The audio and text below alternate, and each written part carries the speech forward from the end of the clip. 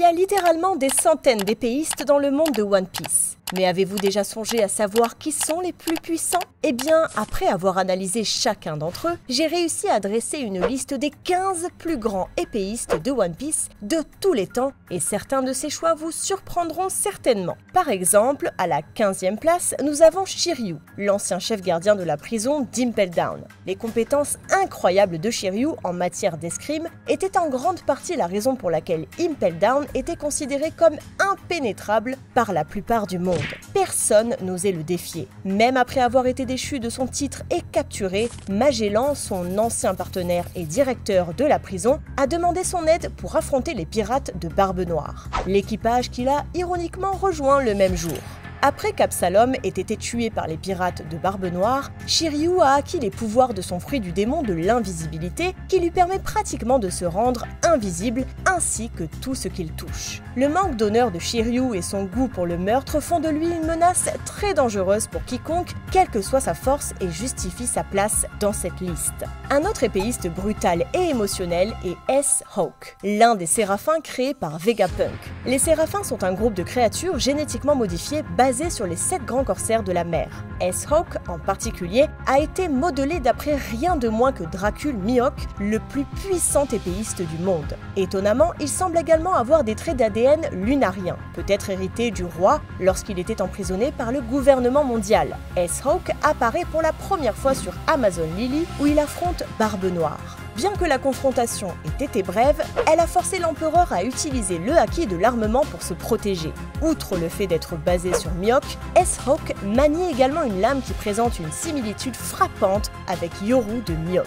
Bien qu'il ne soit pas tout à fait clair s'il s'agit également d'un produit de clonage ou si c'est simplement une coïncidence. En ce qui concerne ses exploits, en très peu de temps depuis son introduction, S-Hawk a brièvement combattu contre Barbe Noire, Lucci, Taku, Zoro et même Luffy. Bien que ces combats n'aient pas été des batailles sérieuses à plein régime, le simple fait que ce séraphin soit toujours en vie démontre à quel point il est puissant. Il est difficile d'imaginer qu'il y a encore 13 épéistes sur la liste qui sont encore plus forts que cet homme, et l'un d'entre eux est Trafalgar Law. Law est membre de la pire génération ainsi qu'un pirate très tactique et intelligent, et à ce titre, il suggère que vous appuyez sur le bouton s'abonner car c'est évidemment la chose la plus intelligente à faire. Bref, son objectif est de découvrir la signification derrière la volonté du Di lors du siècle oublié. Law a mangé le fruit du bistouri, qui est incontestablement l'un des fruits du démon les plus importants de la série, car il peut même accorder le pouvoir de l'immortalité. Law n'est pas un épéiste conventionnel comme certains des autres sur cette liste. Néanmoins, il utilise fréquemment son épée, Kikoku, et il est très habile avec. Par exemple, même sans utiliser les capacités de son fruit du démon, il a pu affronter Smoker sans effort et même bloquer certaines attaques de Doflamingo. Cependant, le plus grand exploit d'escrime de Law, montré jusqu'à présent, a été de vaincre Virgo, l'un des membres les plus puissants des pirates de Don Quixote, où la traînée de son cou a été capable de découper le laboratoire de César et même les montagnes environnantes. Pendant l'arc Wano, Law est devenu encore plus puissant, éveillant son fruit du démon et jouant un rôle essentiel dans la défaite de Big Mom, une impératrice des mers. En 12e position, nous avons King, le vice-capitaine des pirates aux 100 bêtes et l'homme de confiance de Kaido. Il est le dernier membre vivant des Lunariens, une race spéciale de personnes ailées qui ont pour origine Redline et qui ont la capacité de générer du feu. À un moment de sa vie, King a été capturé par le gouvernement mondial et a été soumis à des expériences jusqu'à ce qu'il soit sauvé par Kaido, ce qui a créé un lien fort entre eux, King consacrant son service à Kaido pour toujours. Bien que le nom de l'épée de King n'ait malheureusement pas été révélé, nous avons vu King l'utiliser à plusieurs reprises avec une extrême dextérité. Par exemple, il a arrêté à lui seul les pirates de Big Mom pour les empêcher de franchir la cascade et d'entrer à Wano tout en se battant à armes égales contre Zoro. Il a également été récemment confirmé qu'il était avec Kaido lorsque l'empereur prévoyait d'attaquer Marineford, ce qui montre le niveau de confiance que Kaido avait en la capacité de combat de King. Cependant, peu importe à quel point King était fort, il n'aurait aucune chance contre le prochain épéiste de la liste, l'amiral Fujitora. Fujitora a été introduit après l'ellipse temporelle en tant qu'un des amiraux pour remplir les postes vacants laissés par Aokiji et Akainu. Comme tous les autres amiraux, Fujitora croit en un certain type de justice et se concentre davantage sur faire ce qui est le mieux pour le peuple avant toute autre chose. En raison de sa cécité, Fujitora manie un shikomizue, un bâton d'épée japonais qui peut être utilisé à la fois comme une canne et comme une arme. Il a également l'un des meilleurs fruits du démon pour un épéiste, car il lui permet d'infuser la force gravitationnelle dans son épée et d'effectuer des attaques vraiment impressionnantes. Par exemple, il peut propulser de gros objets, envoyer des gens voler grâce à la gravité et même invoquer occasionnellement des météores pour attaquer ses ennemis. Depuis son introduction, Fujitora s'est mesuré à des adversaires tels que Doflamingo, Sabo, Luffy et les révolutionnaires sans perdre ou se blesser. Ce qui est encore plus impressionnant, c'est qu'il ne semblait pas utiliser pleinement son pouvoir lors de ses combats. Et oui, cela inclut la fois où il a invoqué un météore. Big Mom. Charlotte Linlin est l'un des personnages les plus puissants de One Piece. Non seulement elle est avide de pouvoir, mais elle mange littéralement tout et n'importe quoi, y compris les gens. C'est en fait ainsi qu'elle a acquis les pouvoirs de son fruit du démon, le fruit des âmes, en mangeant son précédent possesseur. Malgré sa puissante capacité de fruit du démon, elle est également compétente dans l'utilisation du haki, ayant maîtrisé ses 3 formes, y compris le haki des rois. Cependant, la capacité sur laquelle Big Mom compte le plus est sa force physique surhumaine. Par exemple, elle peut porter des coups d'une puissance dévastatrice, tuer un grand ours d'un seul coup, ainsi que briser plusieurs os dans le corps d'un géant en essayant de gifler un moustique sur son dos.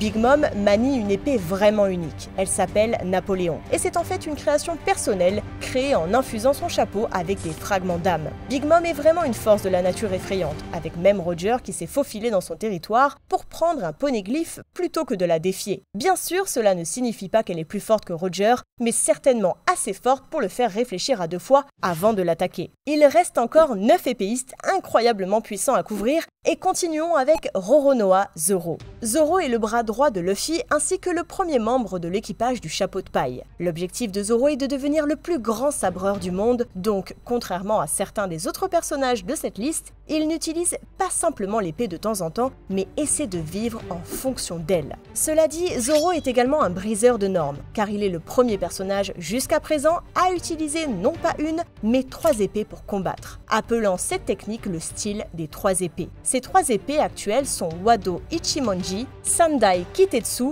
et Enma. Au début de sa carrière de pirate, Zoro a combattu Mihawk. Et bien qu'il n'ait pas remporté ce combat, Mihawk a perçu le potentiel de Zoro et l'a laissé en vie, l'incitant à devenir plus fort. Au fil du temps, Zoro a vaincu et affronté de nombreux adversaires puissants. Cependant, ses exploits les plus impressionnants proviennent de Wano, où il a non seulement réussi à blesser Kaido, l'empereur des mers, mais a également vaincu son bras droit, King.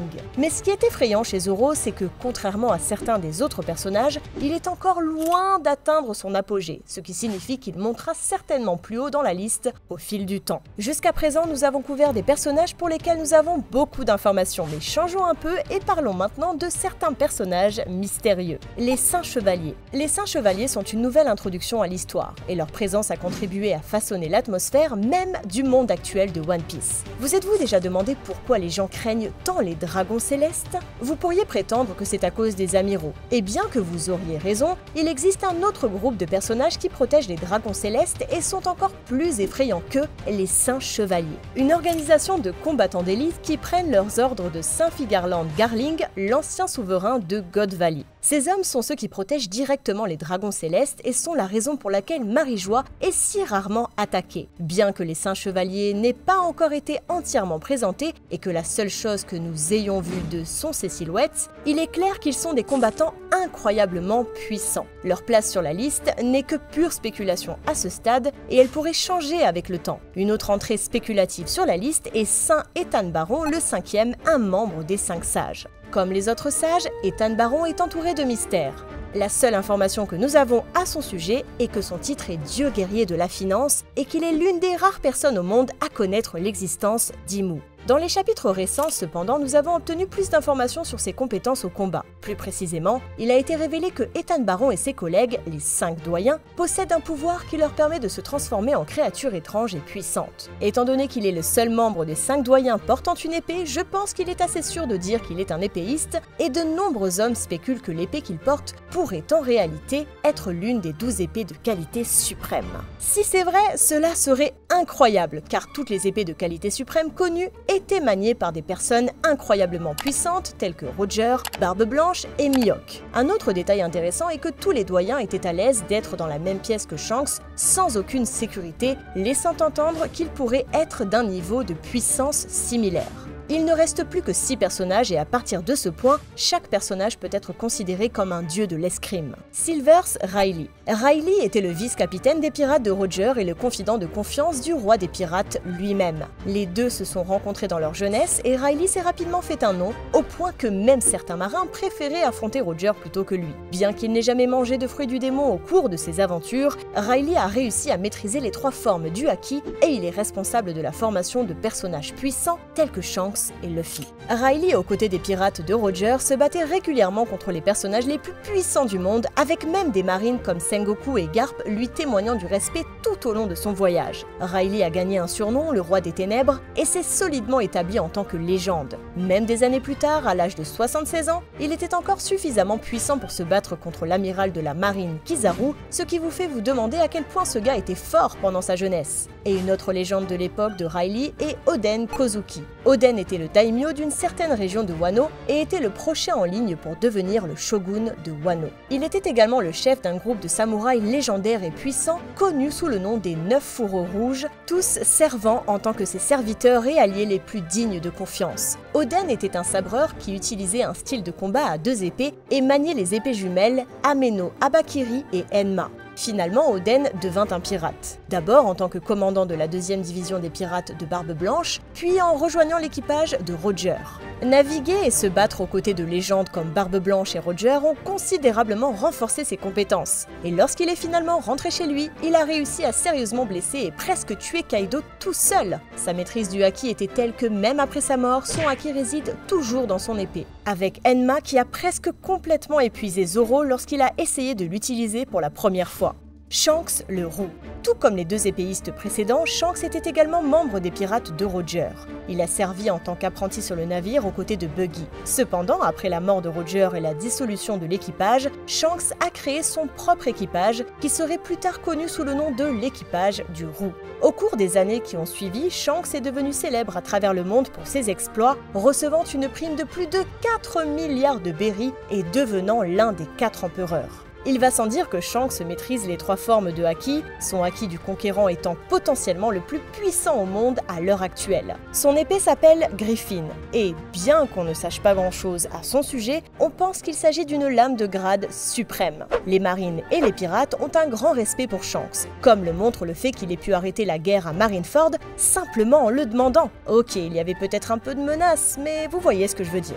Un autre de ses exploits est de combattre régulièrement Mihawk, leur duel légendaire étant censé résonner dans toute la Grand Line. Plus récemment, cependant, il a réussi à abattre les Kid Pirates d'un seul coup. Cela a été extrêmement impressionnant étant donné que Kid venait tout juste de Wano, où il avait contribué à abattre Big Mom, une autre empereur aux côtés de Shanks. Shanks a réussi à facilement vaincre Kid, mais s'il y a un personnage avec qui il n'a jamais réglé ses comptes, c'est son vieil ami et rival, Dracul Mihawk. Dracul Mihawk est actuellement le plus grand épéiste du monde, en plus d'être un ancien membre des 7 grands corsaires. L'aspect intéressant à son sujet est qu'il était le seul parmi les seigneurs de l'épée à opérer en solo, sans équipage. Mihawk manie une épée appelée Yoru, une épée de qualité suprême considérée comme l'une des meilleures au monde. Bien que Mihawk reste un mystère, un personnage dont nous en savons très peu, de nombreux indices tout au long de la série nous indiquent à quel point il est vraiment fort. Nous avons déjà parlé de ses duels épiques avec Shanks, mais un autre indice de sa véritable puissance a été vu pendant la guerre au sommet. Il était clair que tout le monde sur le champ de bataille avait un grand respect pour lui, y compris Vista, le plus grand épéiste de l'équipage de Barbe Blanche. Une autre preuve de sa force est sa prime nouvellement attribuée de 3 milliards 590 millions de berries, ce qui en fait la 5e prime la plus élevée du monde actuel. C'est amusant de réaliser que sa prime est encore plus élevée que celle de Buggy, que le gouvernement mondial considère comme le patron de Mihawk.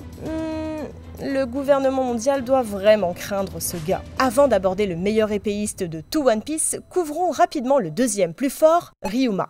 Ryuma est un épéiste légendaire considéré par beaucoup comme le plus grand samouraï ayant jamais vécu. Il maniait l'épée connue sous le nom de Shusui, une épée de qualité mythique. Ryuma était un samouraï discipliné et puissant qui suivait le code de l'honneur et croyait strictement en la voie du samouraï. Il était si puissant que les récits de ses exploits sont connus dans tout le pays. L'histoire de comment il a tué un dragon d'un seul coup étant la plus intéressante. Il était pratiquement le seul responsable du maintien de l'indépendance de Wano en repoussant les pirates et toutes les autres menaces qui auraient pu atteindre son pays natal. Tous ces exploits légendaires ont valu à Ryuma le surnom de Dieu des lames. En tant qu'épéiste, Ryuma avait une habitude particulière. Chaque fois que quelqu'un touchait son fourreau d'épée avec le sien, même par accident, Ryuma considérait immédiatement cette action comme une forme de défi et se battait en duel jusqu'à la mort. Ce comportement découle de la croyance de Ryuma que le sabre est le samouraï, et malgré ses intentions honorables, cette habitude l'a amené dans de nombreuses confrontations inutiles et sanglantes. De nombreuses années après sa mort, Ryuma a été ressuscité par Gekko Moria dans le but de constituer une puissante armée de soldats morts-vivants. En tant que zombie ressuscité, Ryuma était loin de sa pleine puissance et dépendait de l'ombre de Brook pour rester en vie. Cela, toutefois, ne l'a pas rendu facile à vaincre. Zoro a eu du mal à le combattre et l'a reconnu comme un grand épéiste. Et enfin, parlons du plus grand épéiste de toute l'histoire de One Piece, le seul et unique Goldie Roger. Dans sa jeunesse, Roger a formé un équipage appelé les Pirates de Roger et s'est aventuré en mer aux côtés de Riley. Après de nombreuses aventures, tous les deux sont devenus des icônes de la piraterie et ont découvert le trésor légendaire, le One Piece. Roger était un homme craint par beaucoup, et à un moment donné, on a même dit qu'il avait détruit l'armée d'une nation entière tout seul. Seules quelques personnes dans le monde oseraient le combattre, et même elles ne semblaient jamais pouvoir le battre. Roger était un maître des trois formes du haki et était sans doute l'utilisateur de haki le plus puissant de son époque, voire de l'histoire. Comme d'autres mentionnés dans cette liste, le roi des pirates se battait avec une épée. Et en plus de cela, c'était une épée de qualité suprême appelée Ace. En la maniant, Roger a pu vaincre Oden en un seul coup, fendre le ciel lors de ses combats contre Barbe Blanche et même contribuer à la défaite de Rox Dijibek. En tant qu'homme qui a conquis la route de tous les périls et a eu la prime la plus élevée de l'histoire de la piraterie, Roger mérite certainement la première place dans cette liste. Cliquez sur cette vidéo où nous expliquons les 10 utilisateurs de fruits du démon éveillés dans One Piece.